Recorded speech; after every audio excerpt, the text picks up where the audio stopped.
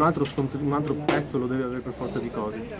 Ma sì, ma cosa posso aggiungere poi per quel che riguarda la pizza? Non vuole essere una pizza gourmet, ma forse vuol fare il verso la pizza gourmet, nel senso che sopra ci si mettono dei signori ingredienti selezionati, cerco sempre di più di stare nel territorio, mi piace molto lavorare con le cose di casa mia, ma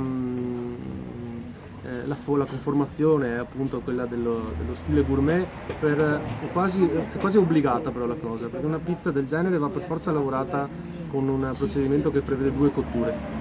Quindi io, come si diceva prima, il glutine è talmente poco, talmente basso, io non ho la possibilità di fare le mie pastelle, lasciarle a lievitare e utilizzarle dal momento in cui il cliente mi fa l'ordinazione. Non è possibile farlo perché appena raggiunto il punto oltre la lievitazione perfetta, una volta che la pasta viene manipolata si smembra, si distrugge. Di conseguenza